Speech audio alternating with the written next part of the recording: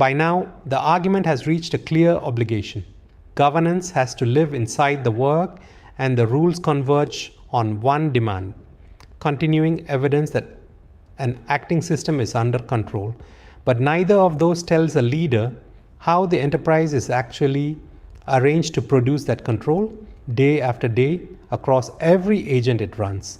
That arrangement is the governance operating model, and without it, the obligation stays a sentiment.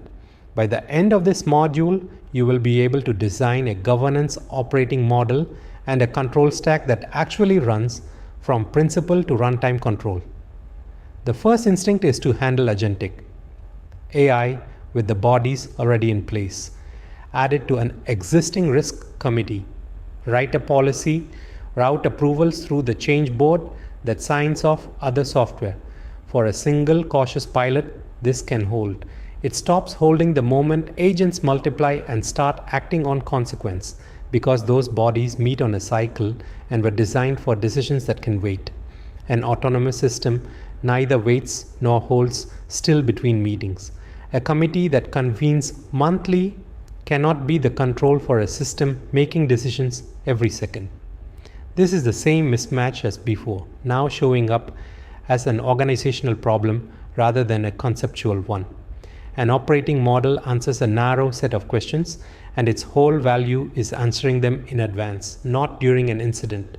Who may approve an agent to act on its own, and who can stop it? Where the line sits between a decision a team can take and one that has to rise. What has to be true before a system goes live, and what is watched once it does? Who owns the outcome when it acts? None of these are new questions. Earlier we raised everyone. What the operating model adds is a standing structure that assigns each to a named part of the enterprise, so the answer is never improvised. It helps to separate two things this module builds. The operating model is the human arrangement. The roles, the decision rights, the committees, the escalation paths, the cycle of review. It is how the enterprise is organized to govern. The stack is the layered set of controls that arrangement produces and depends on, descending from the principles set at the top to the controls wired into the running system at the bottom. It is what the governance actually consists of. A leader needs both and needs them connected. An operating model with no stack beneath it is just a set of meetings. A stack with no operating model above it is a pile of controls no one owns. So the test for the rest of this module is simple.